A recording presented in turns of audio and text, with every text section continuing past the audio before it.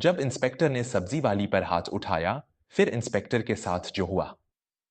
नमस्कार दोस्तों, मैं हूं विवेक वर्मा और वर्मा स्टोरीज में आपका हृदय से स्वागत है। हम अक्सर कहते हैं कि भगवान के घर देर है, अंधेर नहीं। लेकिन कभी-कभी सत्ता, पैसे और वर्दी के नशे में चूर इंसान खुद को ही भगवान समझ बैठता है। उसे लगता है कि जो लोग फुटपाथ पर बैठकर अपना पसीना बहाते हैं, उनकी कोई इज्जत नहीं होती, उनका कोई रखवाला नहीं होता। लेकिन वो भूल जाता है कि एक गरीब के आंसू जब जमीन पर गिरते हैं, तो उनकी गूंज सीधे आसमान तक जाती है। आज की हमारी कहानी एक ऐसे ही अहंकारी और क्रूर इंस्पेक्टर की है, जिसने अपने गुरूर में अंधी होकर एक लाचार और बेबस सब्जी बेचने वाली मां पर हाथ उठाया था। लेकिन उस इंस्पेक्टर को यह नहीं पता था कि जिस मां को वह लावारिस और कमजोर समझ रहा है, उसका बेटा कोई आम इंसान नहीं, बल्कि उसी के विभाग का एक ऐसा शेर है जो अन्याय करने वालों को चीर कर रख देता है। आज की यह कहानी आपके रोंगटे खड़े कर देगी और आपको एक मां के संघर्ष और न्याय की ताकत का असली मतलब समझाएगी। तो अपनी आंखें बंद कीजिए, मेरी आवाज के साथ जुड़िए और इस भावुक और रोमांचक यात्रा पर मेरे साथ चलिए। यह कहानी है चंदन नगर नाम की एक शहर की। चंदन नगर का मुख्य बाजार बहुत ही व्यस्त और बड़ा था। इसी बाजार के एक कोने में एक पुरानी सी छतरी के नीचे तिरपाल बिछाकर सावित्री नाम की एक 55 वर्षीय महिला पिछले 20 सालों से सब्जी बेचा करती थी। सावित्री का जीवन कांटों से भरा हुआ था। जब वह जवान थी, तभी एक गंभीर बीमारी ने उसके पति को उससे छीन लिया था। पति के जाने के बाद उसके कंधों पर अपने 4 साल के छोटे से बेटे सिद्धार्थ की जिम्मेदारी आ गई थी। सावित्री ने कभी किसी के आगे हाथ नहीं फैलाया। उसने ठान लिया था कि वह मेहनत करेगी और अपने बेटे को एक बड़ा अफसर बनाएगी। कड़कड़ाती ठंड हो, चिलचिलाती धूप हो या मूसलाधार बारिश, सावित्री हमेशा सुबह 4 बजे उठकर मंडी जाती, ताजा सब्जियां लाती और बाजार के उसी कोने में बैठकर उन्हें बेचती। उसने अपना पेट काटकर, भूखे सोकर सिद्धार्थ को पढ़ाया। सिद्धार्थ भी अपनी मां के इस तपस्या को समझता था। वह पढ़ाई में बहुत तेज था और कुछ साल पहले ही वह दिल्ली जाकर संघ लोक सेवा आयोग यूपीएससी की तैयारी करने लगा था। सावित्री पाई पाई जोड़कर उसे पैसे भेजती थी। उसी चंदन नगर शहर के मुख्य थाने का नया इंचार्ज बनकर आया था इंस्पेक्टर रमाकांत। रमाकांत कोई पुलिस वाला नहीं, बल्कि खाकी वर्दी में छिपा हुआ एक दरिंदा था। उसका मानना था कि बाजार में जो भी अपनी दुकान लगाएगा, उसे रमाकांत को हफ्ता यानी वसूली का पैसा देना ही पड़ेगा।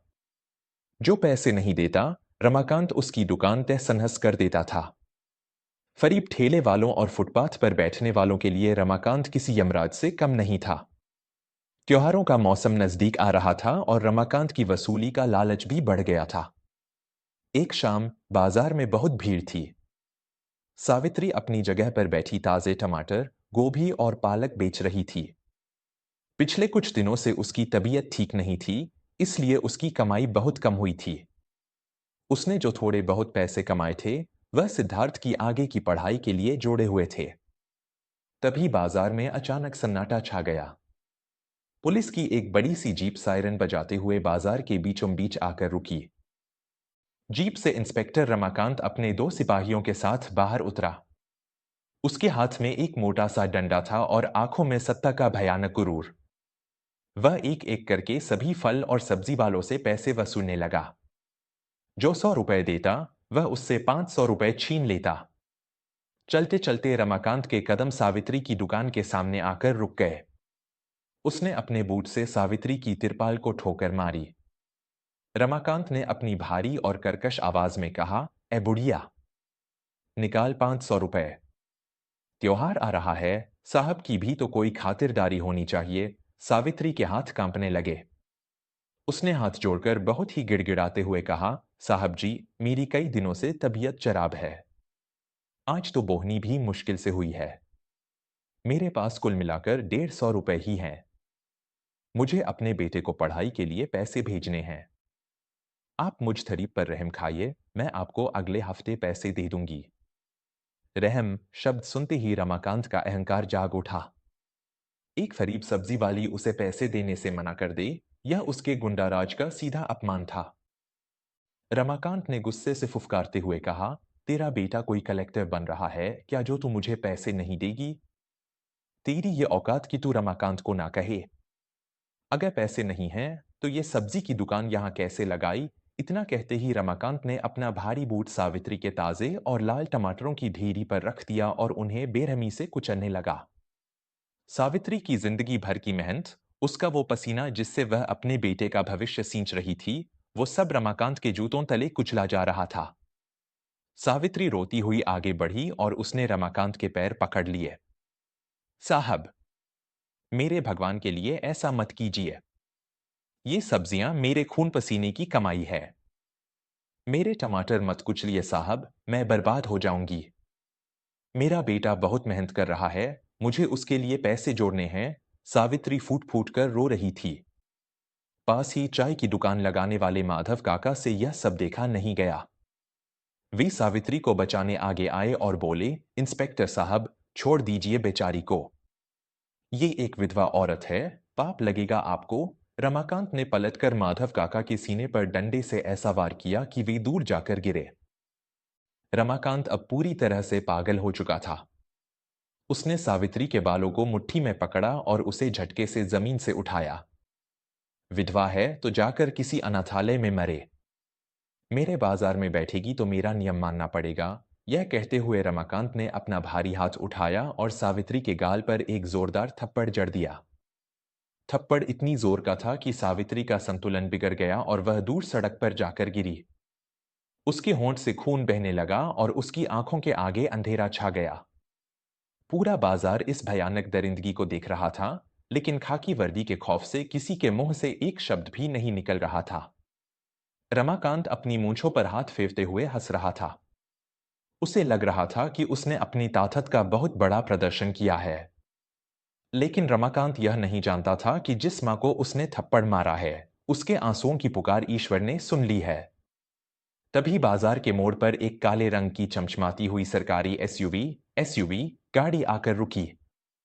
उस गाड़ी पर कोई नीली बत्ती नहीं थी, लेकिन उस पर भारत सरकार लिखा हुआ था। गाड़ी का दरवाजा खुला और उसमें से 27 साल का एक बेहद ही आकर्षक, लंबा और मजबूत शरीर वाला नौजवान बाहर उतरा। उसने सादे कपड़े पहने हुए थे, एक नीली जीन्स और सफेद शर्ट। यह कोई और नहीं, सावित्री का बेटा सिद्धार्थ था।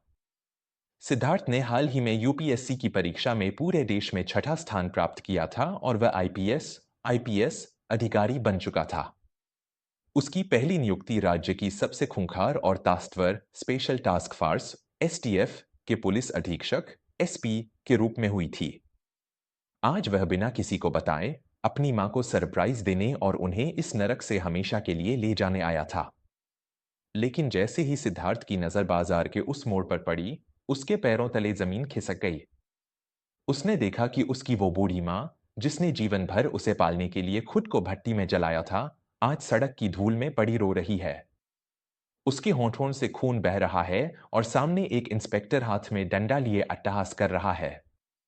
सिद्धार्थ के भीतर का बेटा और एक सच्चा पुलिस अधिकारी दोनों एक साथ जाग उठे। उसकी आंखों में एक ऐसा खौफनाक तूफान उमड़ पड़ा, जिसे देखकर मौत भी रास्ता बदल ले। सिद्धार्थ तेज और भारी कदमों से उस भीड़ को चीरता हुआ आगे बढ़ा। रमाकांत अभी भी सावित्री को गालियां दे रहा था।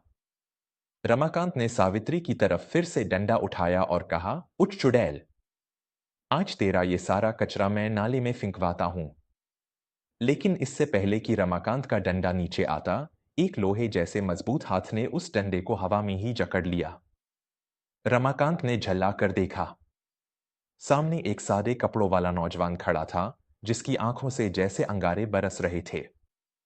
रमाकांत ने गुस्से से चिल्लाते हुए कहा, तू कौन है बे? पुलिस के काम में दखलंदाजी करता है? छोड़ मेरा डंडा, वरना अभी इसी वक्त तुझे भी लॉकअप में डालकर तेरी खाल उधेड़ दूंगा। सिद्धार्थ ने एक झटके में उस डंडे को रमाकांत के हाथ से छीनकर अपने घुटने पर रखकर दो टुकड़ों में तोड़ दिया और उसे सड़क पर फेंक दिया। सिद्धार्थ की आवाज किसी भूखे शेर की दहाड़ जैसी थी। उसने रमाकांत की वर्दी का कॉलर इतनी बेदर्दी से पकड़ा कि रमाकांत के गले की नसें खिंच गईं। जिस औरत को तू चुड़ैल कह रहा है, जिस मां पर हाथ उठाते हुए तेरी इस वर्दी ने तुझे नहीं रोका, आज मैं तुझे बताऊंगा कि उस माँ की ताकत क्या होती है। यह कहते ही सिद्धार्थ ने अपना हाथ उठाया और रमाकांत के उसी गाल पर एक ऐसा भयंकर और जोरदार थप्पड़ मारा कि रमाकांत हवा में उछलकर सीधा अपनी जीप के बोनेट पर जा गिरा। थप्पड़ की गूंज से पूरा बाजार दहल गया। जो सिपाही रमाकांत के साथ थे, उन्होंने तुरंत अपनी बंदूकें निकाल ली और सिद्धार्थ की तरफ तान दी। सिपाही ने चिल्लाते हुए कहा, हाथ ऊपर कर लो। तुमने एक पुलिस इंस्पेक्टर पर हाथ उठाया है, हम तुम्हें यही गोली मार देंगे। सिद्धार्थ के चेहरे पर रत्ती भर भी खौफ नहीं था। उसने बहुत ही शांति से अपनी शर्ट के अंदर से एक सोने का चमकता हुआ बैज और अपना पहचान पत्र, आईडी कार्ड, निकाला और उसे उन सिपाहियों के चेहरे के सामने कर दिया। सिद्धार्थ ने एक ऐसी रौबदार और कड़कती हुई आवाज में कहा, जिसने वहां मौजूद हर इंसान के खून को जमा दिया, बंदूकें नीचे करो सिपाहियों। मैं आईपीएस सिद्धार्थ हूं, एसटीएफ का नया एसपी, और इस माँ का वो बेटा जिसने इसी फुटपाथ पर बैठकर इन्हीं कुचले हुए टमाटरों को खाकर अपनी पढ़ाई पूरी की है। एसपी एसटीएफ का नाम सुनते ही सिपाहियों के हाथ से बंदूकें छूटकर जमीन पर गिर गईं। उनके शरीर का सारा खून जैसे सूख गया। उन्होंने तुरंत सिद्धार्थ को कांपते हुए हाथ से सैल्यूट किया। रमाकांत, जो जीप के बोनेट पर पड़ा दर्द से कराह रहा था, यह सुनते ही उसका दिल धड़कना भूल गया। उसे लगा जैसे उसके कानों में पिघला हुआ सीसा डाल दिया गया हो। जिस खरीब सब्जी वाली को वह बेबस समझ रहा था, उसका बेटा पूरे राज्य का सबसे ताकतवर पुलिस अफसर था। रमाकांत लड़खड़ाता हुआ जीप से नीचे उतरा। उसकी सारी हेकड़ी, सारा गुंडाराज पल भर में मिट्टी में मिल चुका था। वह सिद्धार्थ के पैरों में गिरने लगा। सर, मुझे माफ कर दीजिए सर। मैं मैं नहीं जानता था कि ये आपकी माताजी हैं। मुझसे बहुत बड़ा पाप हो गया सर। मेरी नौकरी मत खाइएगा हुजूर। रमाकांत फूट फूट कर रो रहा था। सिद्धार्थ ने पीछे हटते हुए उसे एक जोरदार लात मारी और गरजते हुए कहा, मेरी माताजी? अगर ये मेरी मां न होकर किसी और की मां होती, तो क्या तुम्हारा जुर्म कम हो जाता? तुम्हारी ये वर्दी तुम्हें गरीबों की रक्षा के लिए मिली थी रमाकांत, उनका खून चूसने के लिए नहीं। तुमने आज एक एसपी की मां को थप्पड़ नहीं मारा है, बल्कि इस देश की हर उस गरीब मां के स्वाभिमान को कुचला है जो मेहनत करके अपना घर चलाती है। सिद्धार्थ ने तुरंत अपने फोन से जिले के डीआईजी को फोन लगाया।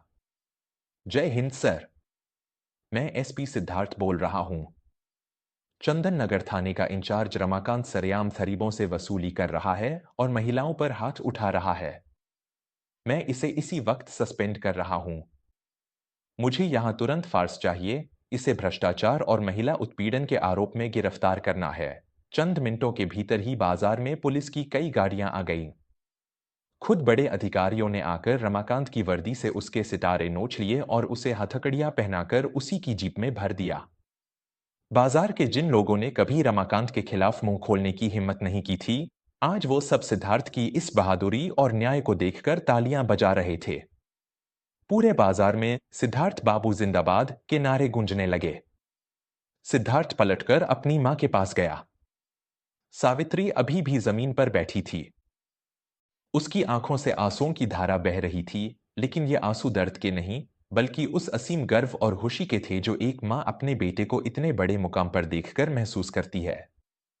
सिद्धार्थ ने जमीन पर घुटने टेके और अपनी मां को कसकर अपने सीने से लगा लिया। वह एक छोटे बच्चे की तरह रोने लगा। मां, मुझे माफ कर दो। मेरी वजह से तुम्हें ये सब सहना पड़ा। लेकिन आज के बाद तुम्हें इस फुटपाथ पर बैठने की कोई जरूरत नहीं है। तुम्हारे इस बेटे ने तुम्हारी उस हर एक बूंद पसीने का कर्ज उतार दिया है। अब तुम अपने इस बेटे के साथ शान से उस सरकारी बंगले में रहोगी, जहां तुम्हें कोई आंख उठाकर भी नहीं देख सकेगा। सावित्री ने अपने कांपते हाथों से सिद्धार्थ का चेहरा चूमा और मुस्कुराते हुए कहा, मेरे लाल, मेरा जीवन तो उसी दिन सफल हो गया था जब तूने पहली बार किताब हाथ में ली थी। आज तूने सिर्फ मेरा नहीं, बल्कि इस बाजार के हर फरीब का सिर गर्व से ऊंचा कर दिया है। दोस्तों, अहंकार एक ऐसा दीमक है जो इंसान की सोचने समझने की आखिरी परत को भी खा जाता है। रमाकांत को अपनी ताकत पर घमंड था, लेकिन वह भूल गया था कि दुनिया की सबसे बड़ी ताकत किसी वर्दी या बंदूक में नहीं, बल्कि एक मां के निस्वार्थ संघर्ष और उसके आशीर्वाद में होती है। जब एक गरीब के पसीने से सींचा हुआ बीज एक विशाल पेड़ बनता है, तो वह बड़े बड़े तूफानों का गुरूर तोड़ देता है। जीवन में कभी भी किसी गरीब इंसान की मजबूरी का मजाक मत उड़ाइए, क्योंकि समय का पहिया कब घूम जाए और कब पैरों की धूल आपके सिर का ताज बन जाए, यह कोई नहीं जानता। अगर सावित्री के इस संघर्ष और सिद्धार्थ के इस कड़क न्याय ने आपके दिल को छुआ हो, तो इस कहानी को अपनी माँ, अपने परिवार और हर उस इंसान के साथ जरूर साझा करें जो ईमानदारी से मेहनत कर रहा है। हो सकता है आपकी एक छोटी सी पहल किसी और को अपने जीवन में आगे बढ़ने की प्रेरणा दे दे। वर्मा स्टोरीज पर अपना यह अटूट प्रेम और विश्वास ऐसे ही बनाए रखने के लिए आपका हृदय से बहुत बहुत धन्यवाद। मैं आपका अपना विवेक वर्मा जल्द ही मिलूंगा आपसे एक और ऐसी ही रोमांचक, प्रेरणादायक और दिल को छू लेने वाली कहानी के साथ। तब तक के लिए अपनी माँ का सम्मान करें, गरीबों का साथ दें और जीवन में हमेशा निडर होकर आगे बढ़ते रहें। जय हिंद, नमस्कार।